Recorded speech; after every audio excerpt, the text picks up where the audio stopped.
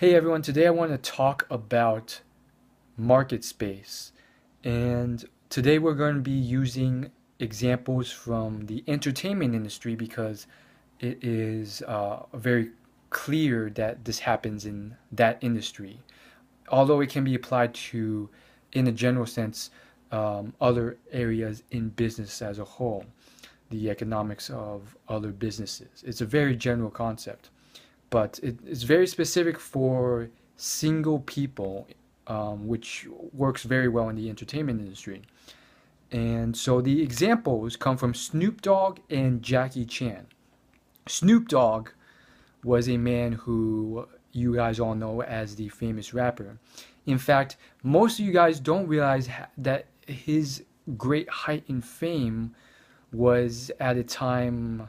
I mean, he's obviously very famous now, but he had a huge peak before then, back when Biggie and Tupac were still around. In fact, I think Notorious, uh, he referenced Snoop in a song, and in the lyrics he said something like, "I want to be as great as Snoop." Anyhow, Snoop in an interview, you can find this on YouTube, he admitted that he was often posed the question, what would the industry be like if those rappers had not disappeared because they died? They both died from the scene.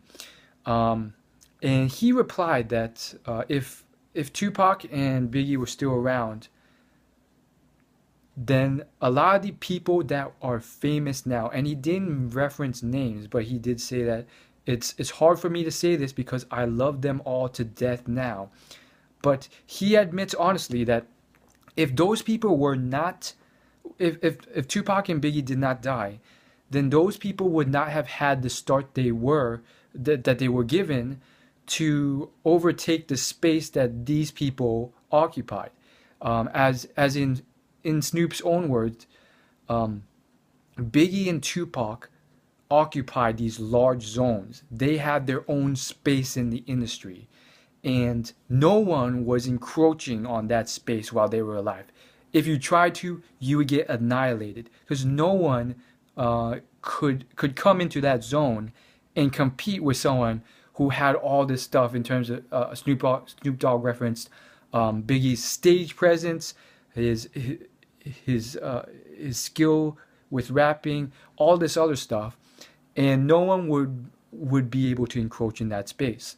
It was just impossible, and and he had freely admitted that when they died, that space freed up. All that fan base, all that fandom freed up, in his opinion at least. And that allowed all these new rappers, new artists to come in and take that space and develop their own following. And again, he admits that despite loving them all to death, he is almost very sure that none of these people, maybe a couple of them, would even be relevant or as big as they are now, or even slightly relevant, um, if these people did not give up their space due to an unfortunate death. And for Jackie Chan, he's referenced this in numerous interviews, so there's less of a chance of all those videos being taken down. He's often asked about Bruce Lee. Now, Bruce Lee is such an amazing Asian American icon. A lot of people don't realize that he spoke British English almost impeccably. You can see it in interviews. And in addition to that, he was very intelligent, very philosophical, and he influenced so many people. There's documentaries done, and his films and his teachings and his philosophy influenced everyone across the board. Numerous celebrities, Kobe Bryant for sure, and all these people came forth, and they were in these documentaries of Bruce Lee, just to show their support and their influence. One of the members of Black Eyed Peas was very influenced by him. It's remarked that every MMA professional athlete is at least somewhat influenced by Bruce Lee. And I think it was one of like the MMA champions said that. I forgot his name, but he's like one of the top champions in the heavyweight class, or he was, and he's a huge Bruce Lee fan. He started MMA because of Bruce Lee. So forget the fandom. And again, he is taking on a bit of a mythical side to him, and his stories are being stretched.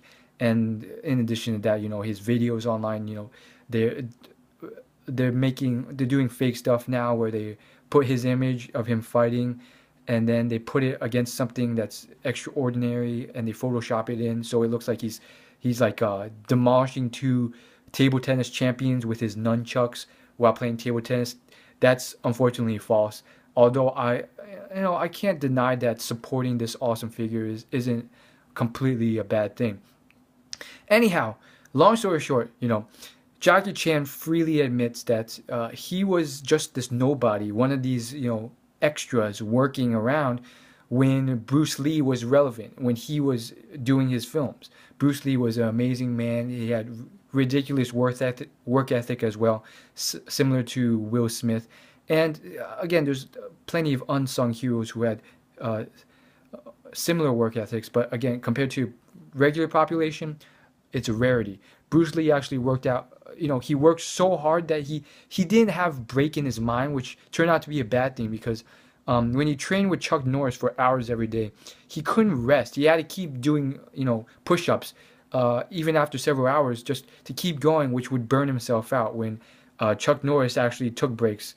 But I'm getting off tangent. The point is, Jackie Chan said that numerous times that he was just this worker then, and then when he would see Bruce Lee, he'd be like, "Wow, that's Bruce Lee," and he freely admits that when Bruce Lee died, that opened up a huge space in the film industry of in at least that persona, that area of Asian American martial art film star, and when he died, all that space that he occupied was opened up.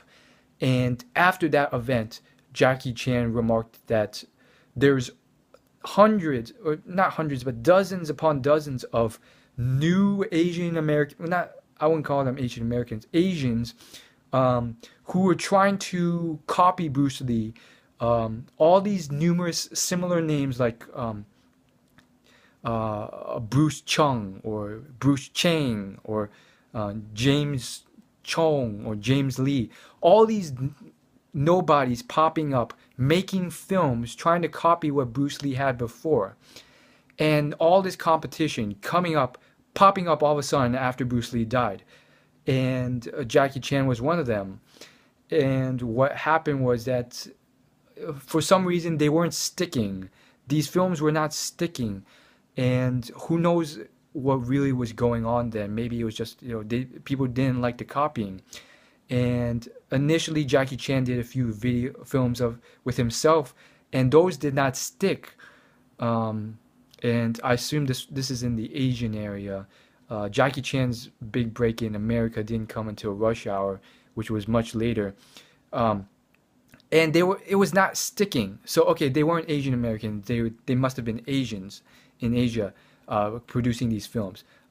Guys don't realize this, but Bruce Lee was very successful in Asia with a lot of films. He was actually, as remarked by people I know in real life, he was actually just as popular, if not more popular, and from people I know in real life who experienced that. Apparently, he was more popular than Jackie Chan is now, which is ridiculous because if Jackie Chan, I've heard that if Jackie Chan goes to like any city in Asia, he's mobbed more than Michael Jackson is, which is